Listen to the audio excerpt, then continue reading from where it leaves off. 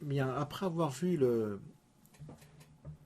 la première section sur des calculs de pourcentage, on va dire classiques, on va maintenant voir les taux d'évolution et d'évolution avec des évolutions successives. Alors, on va commencer tout d'abord par un exemple concret qui va permettre de poser un petit peu sur quoi on va travailler et surtout de comprendre les méthodes utilisées pour faire les calculs que nous allons faire. Parce que il y a des calculs de pourcentage que je pourrais qualifier de naïfs et qui viennent naturellement après ce qu'on a vu dans la leçon précédente, mais on va les voir, on va les faire d'une autre façon, donc un peu moins naïve, mais qui sera beaucoup plus puissante et qui permettra de trouver la réponse à des questions plus difficiles. Alors tout d'abord, on va s'intéresser à l'évolution de différents prix au cours du temps. C'est ça l'objet principal de notre étude dans cette section 2. Alors, comment calculer le nouveau prix d'un article, par exemple, qui augmente de 20% ou qui baisse de 20%? Voilà, donc ça sera un premier objectif. Et que se passe-t-il quand un prix augmente de 10% deux fois de suite? Quel est son pourcentage d'augmentation en tout, global? Donc bien évidemment, le commun des mortels, il va dire ah bah, ça va faire 20%, mais c'est faux. Et on verra ça dans cette section. Alors tout d'abord, prenons un exemple concret qui va nous permettre de bien poser les choses. On va prendre par exemple un article qui coûte par exemple 30 euros. Bien, son prix augmente de 20%. Alors bien sûr, on va demander de calculer le nouveau prix. Calculer le nouveau prix.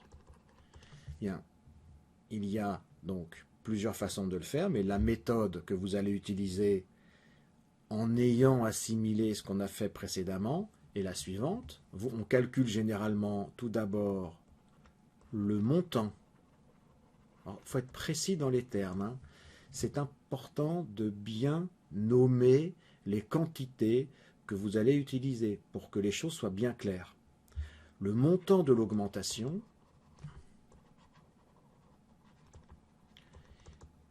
il est de... Alors, on part de 30 euros, hein, et donc on va calculer 20% de 30 euros.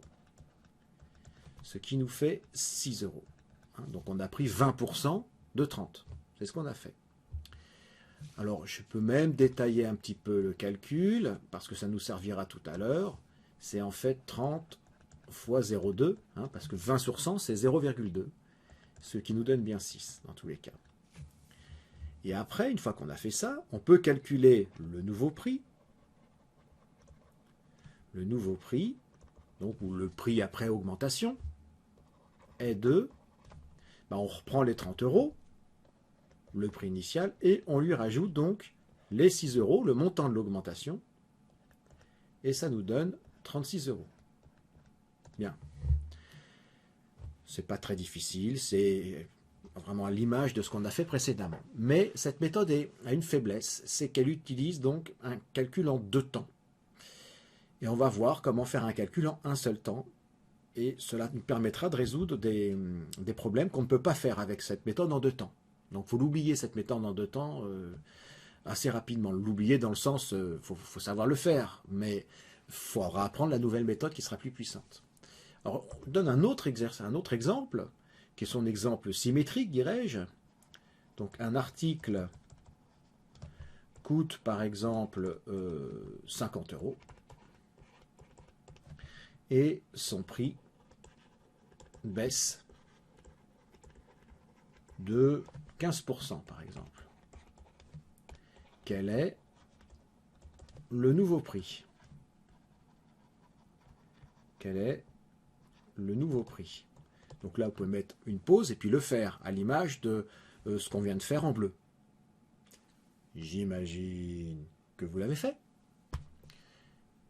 Et on calcule donc le montant de l'augmentation, le montant de l'augmentation est de, alors, 50 fois, pas de l'augmentation, de la réduction, pardon. Ouais, c'est ce qui arrive quand on copie. De la réduction est de 50 fois, alors 15 sur 100, on a pris 15% de 50. 50 fois 15 sur 100, donc ça nous donne 7,50 €. Et après, on peut calculer le nouveau prix, ou le prix après réduction, est de 50 moins 7,5, ce qui nous donne 42,50 €. Bien. Alors une fois qu'on a fait ça, maintenant, qu'on a utilisé ce que j'appellerais l'ancienne méthode, on va mettre au point, à partir de cette ancienne méthode, une nouvelle méthode de calcul. Alors, on va modifier légèrement ce qu'on a fait. Donc, on a bien vu que pour calculer le nouveau prix après augmentation, donc on a pris 30, l'ancien prix, et on lui a rajouté le montant de l'augmentation. Alors, je vais détailler un petit peu, je vais faire ce calcul de l'autre façon, parce que 6, le 6 que nous avons obtenu ici, c'est en fait 30 fois 20 sur 100. 30 fois 20 sur 100. Et là, qu'est-ce que je peux faire? Quand on est un peu habitué en algèbre, on voit qu'on peut mettre 30 en facteur. Alors, qu'est-ce qu'il va y avoir en facteur? Donc là, c'est facile, c'est plus 20 sur 100. Et ici, il ne faut pas faire l'erreur, il ne faut pas dire il n'y a rien, parce que 30, il est tout seul, pas du tout. Quand on développe pour obtenir 30, il faut faire 30 fois, 30 fois 1. Que 30 fois 1, ça fait 30. Bien. Une fois que nous avons écrit ceci, on pourrait s'arrêter là. Alors je vais le faire parce que là on a un calcul numérique, donc c'est 30 fois 1,2 et qui nous donne directement 36, bien sûr. Mais ici, ce que je vais entourer en rouge ici a une importance particulière, c'est-à-dire 1,2 en valeur numérique, c'est ce qu'on va appeler le coefficient multiplicateur, donc il va multiplier 30. Et ce coefficient multiplicateur, comment il est obtenu? Il est obtenu en prenant 1, plus, parce qu'on est dans le cas d'une augmentation, 20 sur 100, parce que le prix il augmente de 20%. Alors qu'est-ce qui se passe pour la réduction? Pour la réduction, 50 moins 7,5, c'est en fait 50 moins 50 fois 15 sur 100. Parce que je rappelle que 7,5 c'est 50 fois 15 sur 100.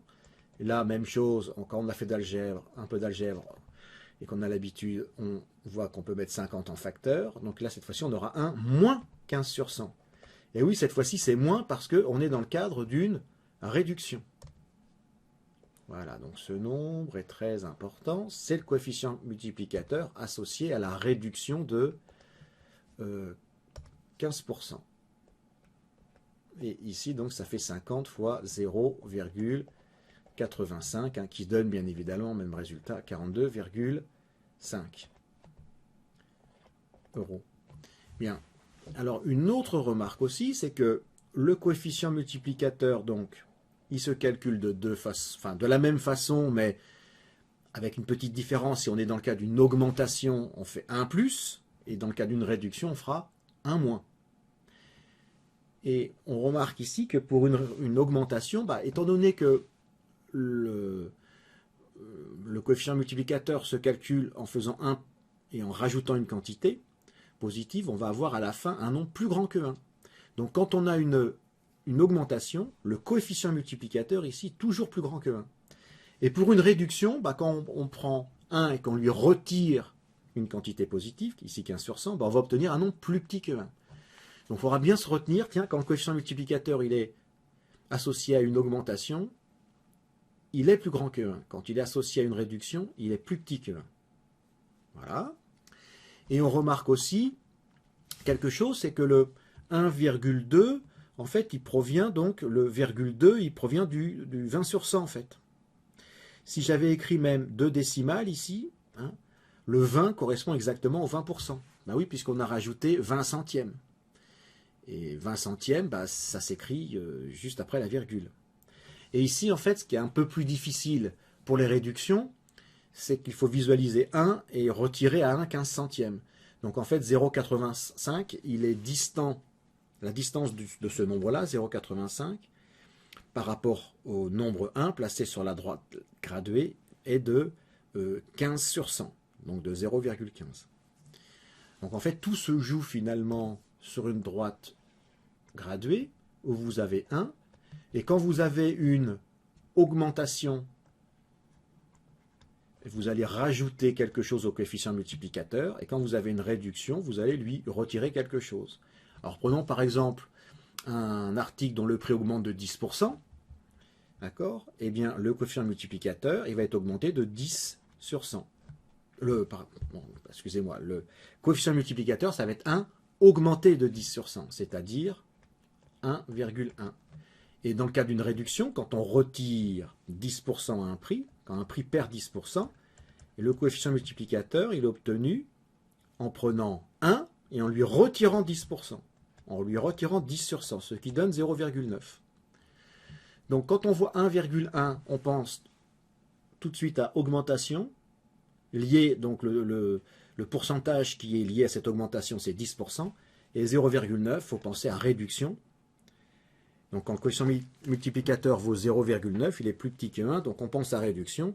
Et puis bah, quand on visualise la différence entre 0,9 et 1, on voit que c'est 0,1 qui correspond à 10%. Voilà à peu près tout ce qu'on va raconter par la suite et concentrer ici, sauf qu'on va peut-être, on va utiliser des termes et des définitions un peu plus précis. Bien. Donc ce que j'ai encadré en rouge ici, c'est ce qu'on appelle le coefficient multiplicateur. Alors on va le définir proprement. Ce coefficient multiplicateur, allons-y. Donc on va écrire, après avoir écrit tout ceci en introduction, le coefficient multiplicateur. Petit 1, coefficient multiplicateur. Donc on va donner sa définition.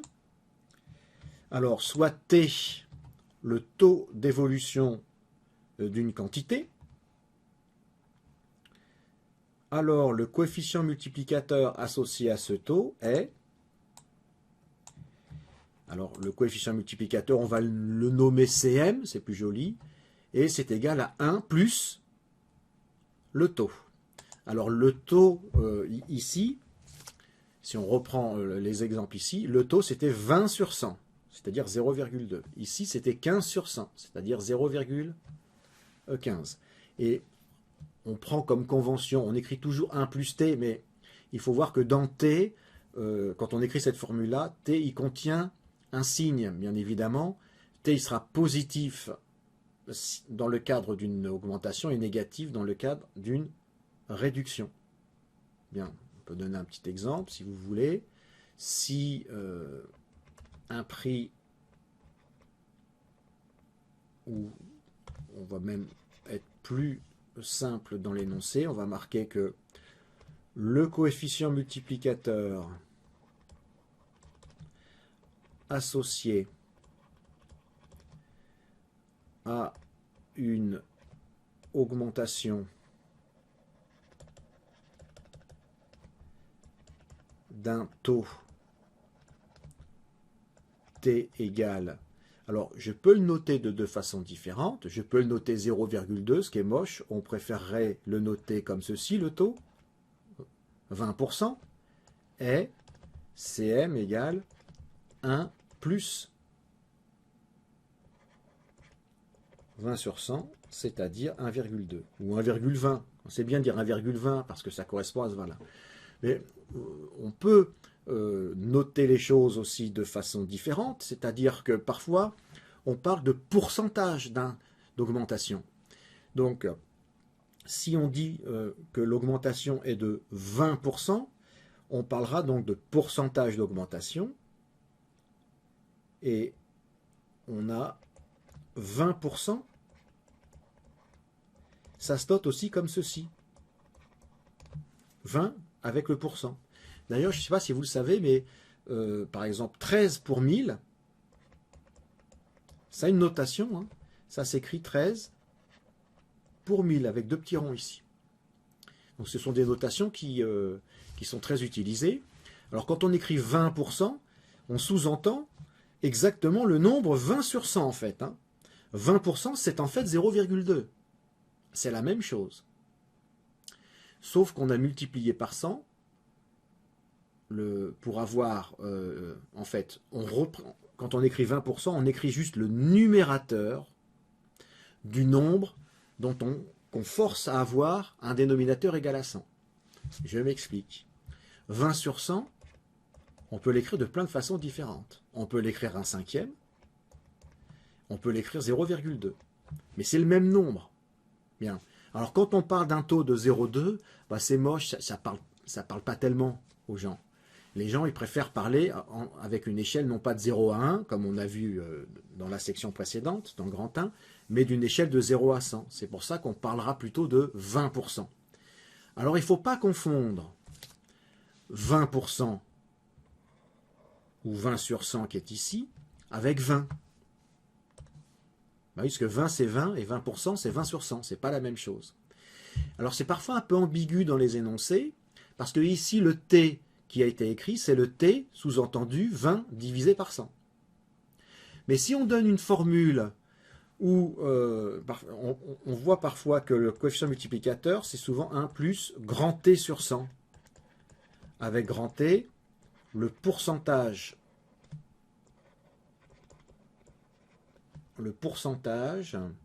d'évolution de la quantité. Et en fait, quand on écrit ça, T, c'est sous-entendu que T, c'est le numérateur de cette fraction-là. D'accord? C'est uniquement le numérateur de cette fraction-là, c'est-à-dire 20. Voilà. Ce sont des choses il faut en avoir conscience pour bien comprendre de quoi on parle par la suite. Bien. On met toujours plus parce qu'on sous-entend que lorsqu'on va avoir une augmentation, le T va être positif et pour une réduction, T va être négatif. Donc par exemple, le coefficient multiplicateur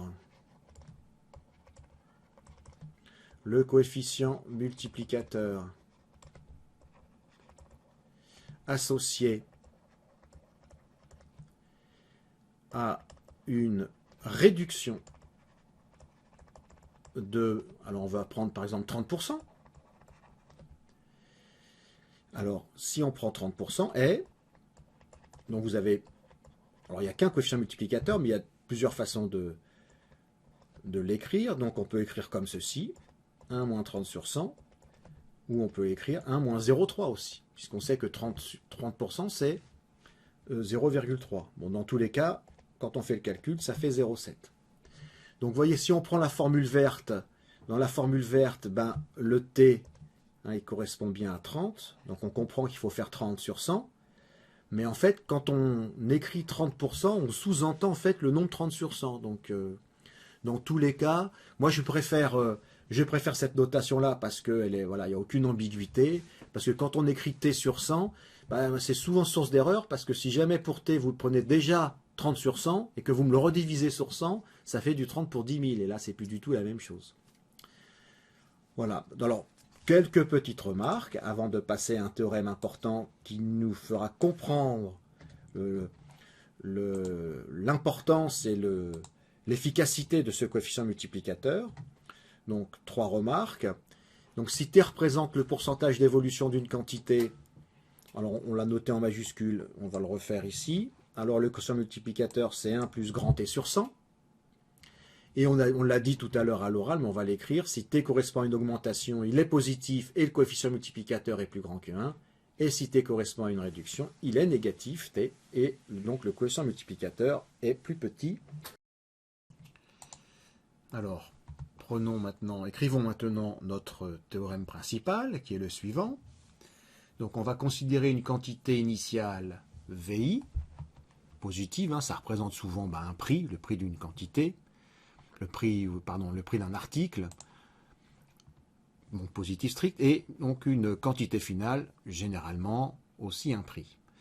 Si CM, son coefficient multiplicateur, donc le coefficient multiplicateur associé eh bien, alors, à une augmentation, une réduction, ça va dépendre du contexte. Mais le coefficient multiplicateur associé donc à la valeur, à la quantité initiale, eh bien nous avons cette relation qui les relie. Valeur initiale fois CM égale valeur finale, que nous avons écrit ici en fait. Hein.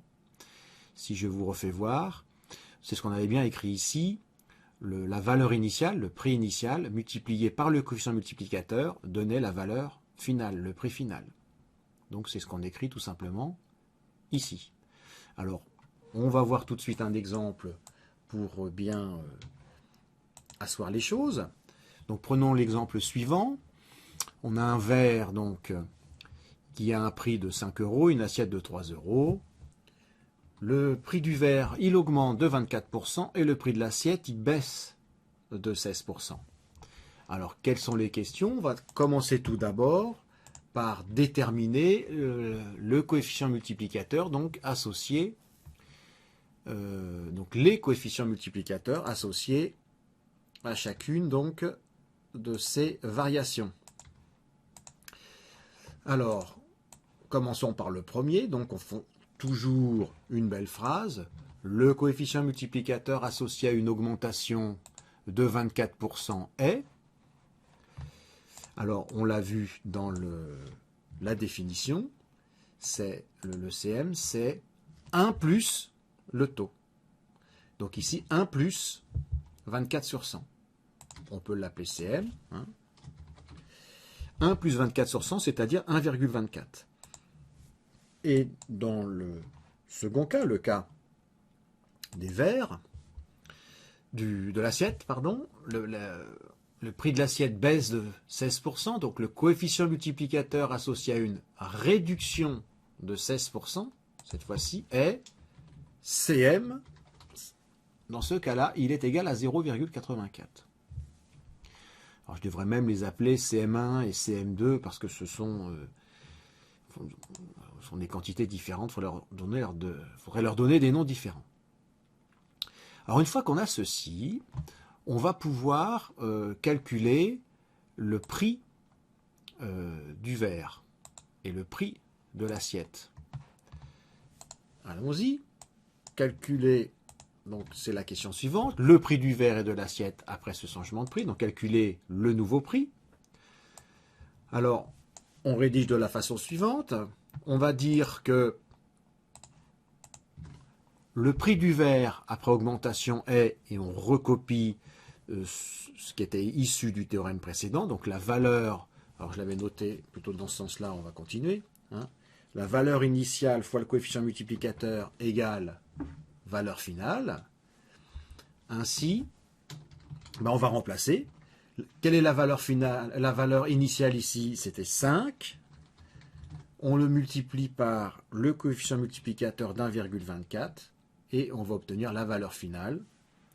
Donc en faisant le calcul, 5 fois 1,24, 6,2 euros. Donc 6,2 euros est la valeur finale. Donc le prix du verre est de 6,2 euros. Et la même chose pour l'assiette. Le prix de l'assiette après réduction.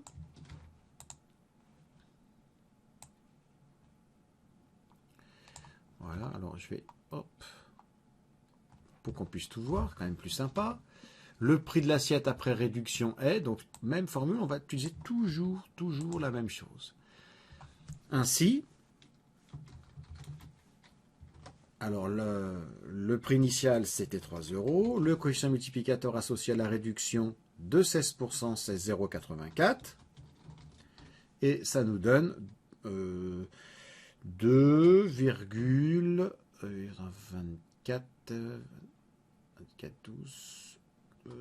52 euros. Donc le prix de l'assiette est de le prix de la cisette est de 2,52 euros. Voilà. Voilà comment on va faire les calculs de nouveaux prix ou d'anciens prix aussi, vous verrez, à l'aide du coefficient multiplicateur. Donc, il faut prendre la bonne habitude de parler de coefficient multiplicateur associé à la réduction ou l'augmentation, comme on a fait ici, et on donne sa valeur. Et après, on répond à la question en écrivant donc notre relation ici qui lie donc valeur initiale, coefficient multiplicateur et valeur finale. Bien, on va encore faire des exercices là-dessus pour poursuivre un petit peu la compréhension de tout ça, parce qu'il y a encore beaucoup de choses à dire. Donc on va faire un premier exercice qui va consister à uniquement trouver des coefficients multiplicateurs ou des pourcentages de variation de quantité. Donc, commençons par ce premier exercice. Donc, premier petit exercice, on va falloir compléter donc ce tableau. Donc, on donne parfois le pourcentage de variation et parfois le coefficient multiplicateur associé. Et il faut déduire celui qu'on n'a pas, celui qui manque. Alors, le premier est simple quand même.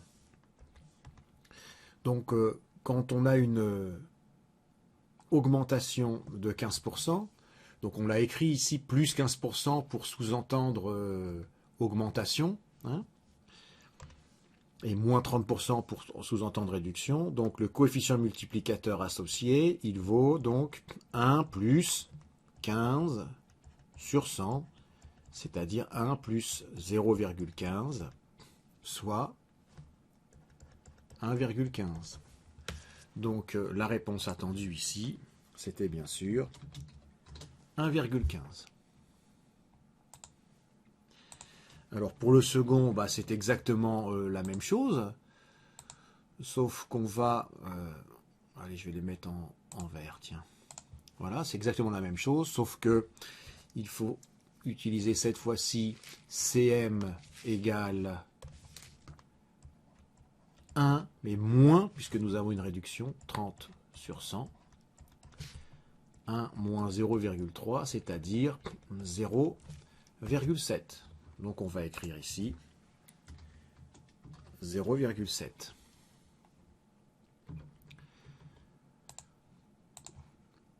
Alors par la suite, une augmentation de 2%, le coefficient multiplicateur qui est associé à cette augmentation, c'est exactement la même formule. Alors juste un instant, voilà. C'est-à-dire 1 plus 2 sur 100. Et 2 sur 100, c'est 0,02, donc il va rester 1,02. Et la réduction de 2%, donc le coefficient multiplicateur, ça va être 1 moins 2 sur 100, et c'est-à-dire 0,98. Bien. Ici, on nous donne le coefficient multiplicateur cette fois, donc qui est de 1,12, et on nous demande donc quel est le pourcentage de variation associé à ce coefficient multiplicateur. Alors, le coefficient multiplicateur, il vaut 1,12, donc c'est un petit peu l'inverse en fait. On part de cette partie droite et il faut retrouver la partie gauche.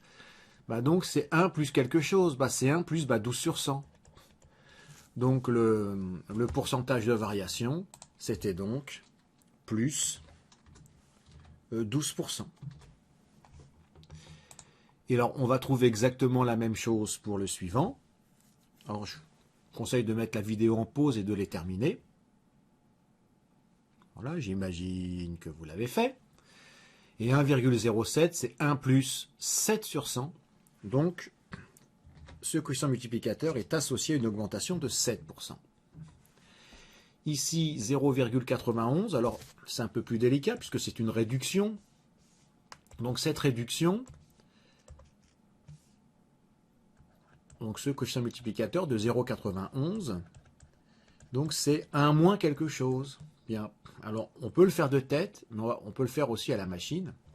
1 moins quelque chose, donc 0,91, c'est égal à 1. Qu'est-ce qui manque à 1? Il va lui manquer 9 sur 100. Il manque 0,09 en fait. Donc c'est associé à une réduction de 9%. Alors sinon, on peut le faire à la calculatrice, il faut déterminer la distance entre 0,91 et 1. Donc il suffit par exemple de faire 1 moins 0,91 ou 0,91 moins 1. Vous aurez au signe près la distance entre les deux. Faire 0,91 moins 1, c'est pas mal parce que ça vous donne moins 0,09. Donc ça vous donne le signe. Quand on retire 1, ça permet de savoir si on obtient un nombre négatif, on a une réduction, un nombre positif, une augmentation. Mais bon, ça peut se faire de tête, c'est quand même pas très très difficile. Celui-ci, c'est une augmentation de 0,3%, donc on va faire attention à ne pas faire d'erreur. Là, le coefficient multiplicateur, c'était 1,003. Alors, je peux vous faire voir pourquoi, en détail, pour ceux qui ne sont pas d'accord. Le coefficient multiplicateur, c'est donc 1 plus quoi sur 100? 0,3 sur 100. Et 0,3 sur 100, c'est 0, je rajoute 2 zéros ici. Ce qui nous donne bien 1,003. Voilà. Pour la réduction de 0,5%, donc c'est la même chose, sauf que ça va être 1 moins 0,5 sur 100, c'est-à-dire 1 moins 0,005, soit 0,995. Donc le coefficient multiplicateur ici, c'est 0,995.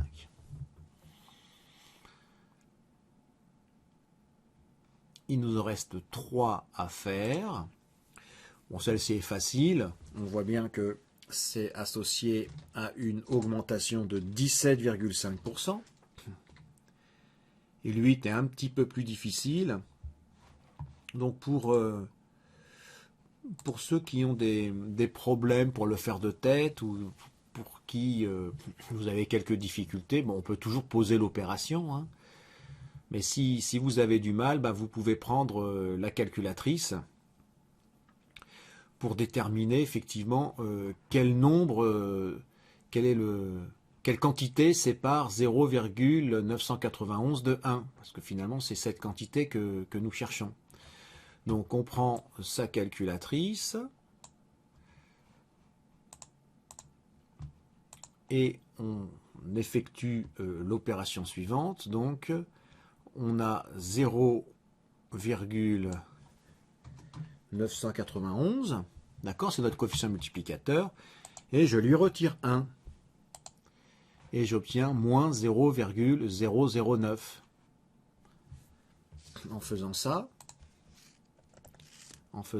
ça me permet de savoir,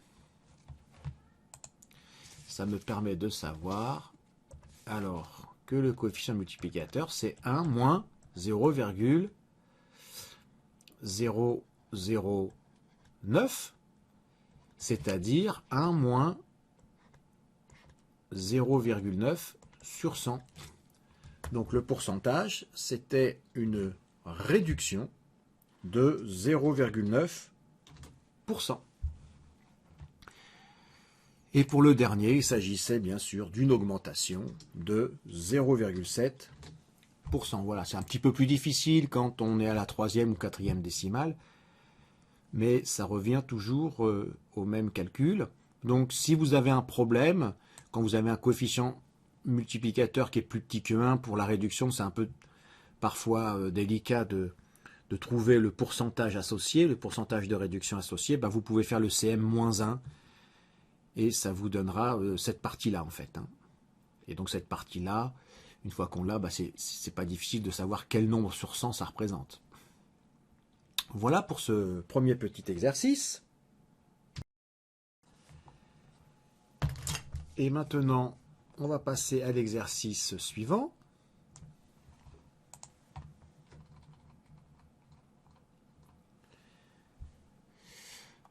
Alors c'est un tableau très classique, un tableau où il faut compléter donc les différents prix ou les coefficients multiplicateurs. C'est toutes les questions possibles et imaginables, en fait, qu'on peut poser autour des coefficients multiplicateurs. En tout cas, pour des variations simples. On verra les variations composées la prochaine fois. Alors, on utilisera toujours notre relation valeur initiale fois coefficient multiplicateur égale valeur finale. Toujours. Valeur initiale fois coefficient multiplicateur égale valeur finale. Voilà, c'est cette relation qu'on va utiliser dans tous les sens. Alors ici, on a une augmentation de 14%, donc on a un coefficient multiplicateur associé à cette augmentation de 14% qui est de 1,14. Bien.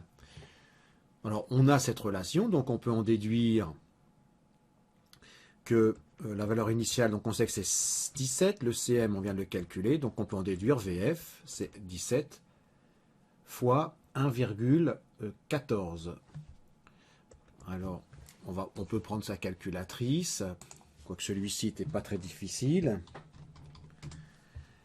Voilà, 17 multiplié par 1,14, c'est 19,38.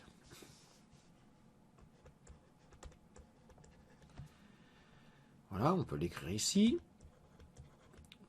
Euros, hein, bien sûr. Question suivante. Alors la question suivante est intéressante parce que cette fois-ci, on ne nous donne pas le prix initial. On nous donne que le prix final. Mais on va utiliser exactement la même méthode. Alors, ici, on est en présence d'une réduction de 20%. Donc, le coefficient multiplicateur associé, c'est 1 moins 20 sur 100, c'est-à-dire 1 moins 0,2, ce qui nous donne 0,8. Et maintenant, on va réutiliser notre relation qui est toujours valable. Ici, la valeur initiale, nous ne la connaissons pas. Donc, je vais écrire VI. Le coefficient multiplicateur est de 0,8. Et la valeur finale, on la connaît puisque le prix final, c'est 120 €. Ce qui nous permet d'avoir la valeur initiale égale, on va donc tout diviser par 0,8 pour obtenir la valeur recherchée. Donc 120 divisé par 0,8, ça va faire 150. Donc ici, le prix initial est de 150 €. Alors, qu'est-ce qui est demandé dans la question suivante? Voilà, alors elle est un petit peu différente. Ici, on donne le prix initial, mais on donne le CM, on ne donne pas le pourcentage de variation. Il faudra en déduire ce pourcentage. En tout cas, on peut directement calculer ici notre prix final, puisque on réutilise la relation valeur initiale fois coefficient multiplicateur égale valeur finale. Ici, notre valeur initiale, c'est 544. Le CM, on l'a, hein, il est donné. Donc, il n'y a pas de calcul à faire. Donc, 544 multiplié par 0,915. Voilà, c'est un peu pénible à faire. Hein, donc, on va utiliser la machine. 497,76. Voilà. Donc, ici, on écrit 497,76. Par la suite, il faut quand même compléter dans la colonne pourcentage de variation. Donc on sait que c'est une réduction, puisque c'est un coefficient multiplicateur plus petit que 1. Alors si vous avez du mal, je vous avais dit, vous pouvez faire 0,915, votre coefficient multiplicateur, et vous retirez 1. Et donc ça vous permet de connaître ce nombre-là. Hein. Le CM, c'est donc 1 moins 0,0815, 0,85, pardon, c'est ce qui était écrit sur la machine. Je vérifie, voilà. Donc ça, c'est pareil que 0,915, et donc ça, on sait bien que ça représente 8,5 sur 100. Une autre méthode consiste après ce nombre-là à le multiplier par 100, hein, tout simplement. Et vous avez donc le moins 8,5% directement le résultat sur le pourcentage de variation. Hein. Donc vous prenez le coefficient multiplicateur, vous retirez 1, vous validez et vous multipliez par 100. Donc je réécris ici à la machine, on a pris le coefficient multiplicateur 0,915 on a retiré 1, on valide avec la touche entrée, et après le résultat qui s'affiche, on le multiplie par 100. Et on valide encore une fois. Et ce qui s'affiche, eh bien, c'est le pourcentage que nous cherchons dans cette colonne-là.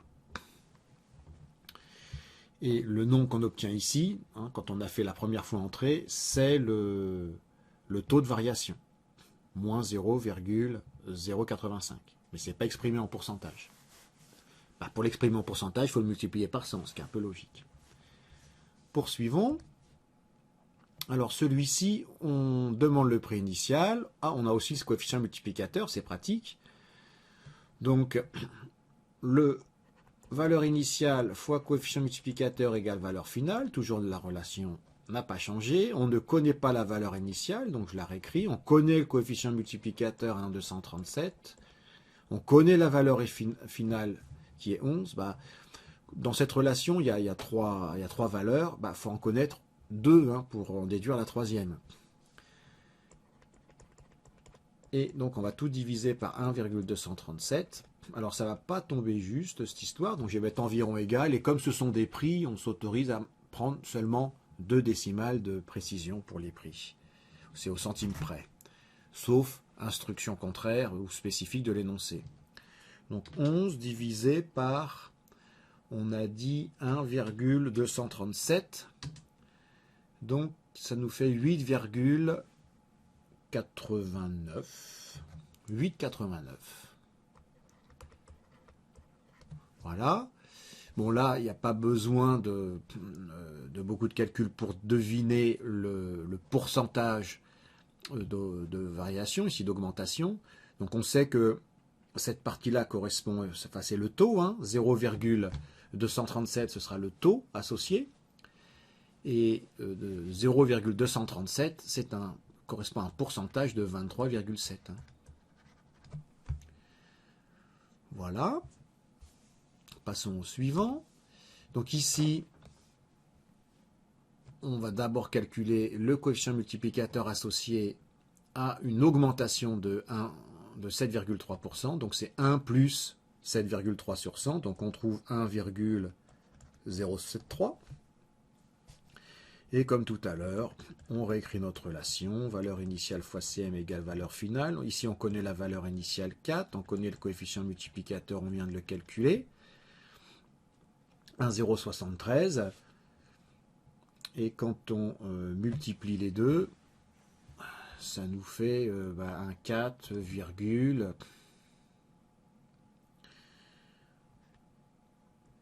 voilà, ça va être 2. Voilà, 4,292.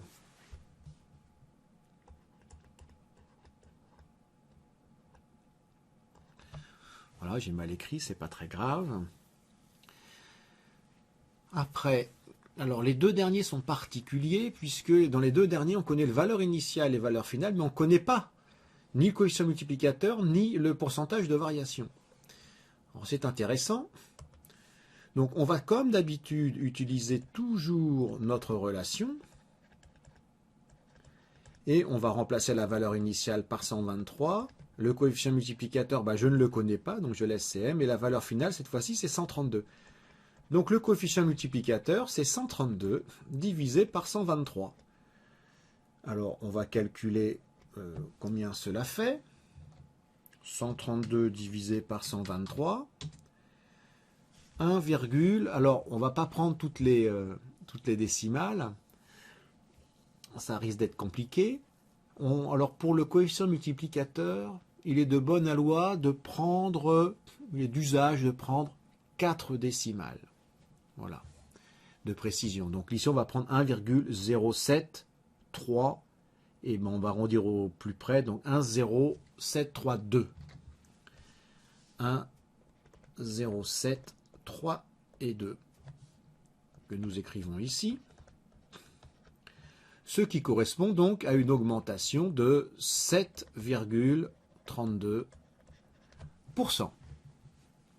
Alors il y a une autre façon de faire dans ce cas spécifique, il y a une relation qui permet d'avoir directement le taux ici, bon, je vous la donnerai, mais il est bien de le calculer comme ça, puisque ça a l'avantage quand même de n'utiliser, dans tout cet exercice-là, de n'utiliser qu'une seule relation.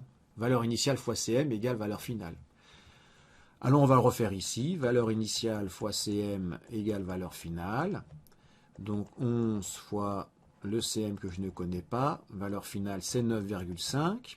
Donc ici le coefficient multiplicateur c'est 9,5 sur 11. Donc ça va pas tomber juste cette histoire. Alors on va prendre les 4 premières décimales, 0,8636 en arrondissant. 0,8636. Donc nous voici avec le coefficient multiplicateur, donc qui est plus petit que 1. Ça tend bien sûr à avoir une réduction. Enfin, c'est évident de passer de 11 € à 9,5 €. C'était bien sûr une réduction. Et alors, quel est le pourcentage de variation associé? Alors, on peut le voir, mais c'est toujours un peu délicat parfois quand on n'a pas l'habitude de voir qu'est-ce qui sépare ce nombre-là du nombre 1. Bon, on peut voir que c'est 0,1364. Donc ça fait moins 13,64%. Mais si vous ne le voyez pas, je vous ai dit sur votre machine, on va refaire ce qu'on a fait ici. Donc vous prenez votre coefficient multiplicateur, 0,8636, et vous lui retirez 1. Ça nous donne le taux, en fait, qu'il faudra multiplier par 100 pour avoir 1%. Donc si on vous demande le taux, vous pouvez répondre moins 0,1364, mais généralement, on demande plutôt un pourcentage dans les exercices avec les prix, donc moins 13,64, ce que nous avons écrit ici.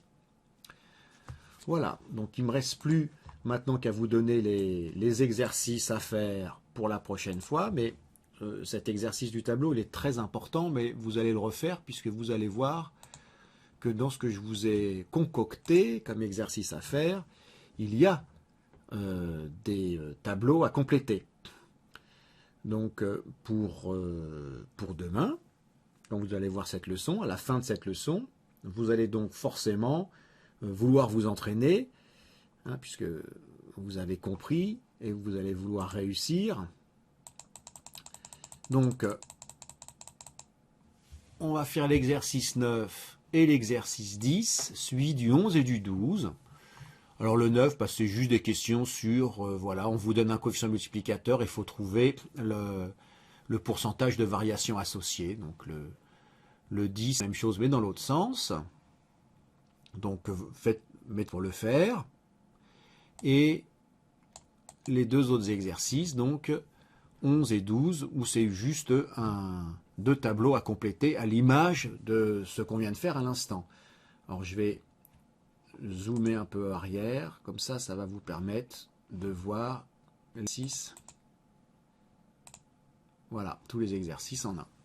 Voilà, bah je vous souhaite bon courage.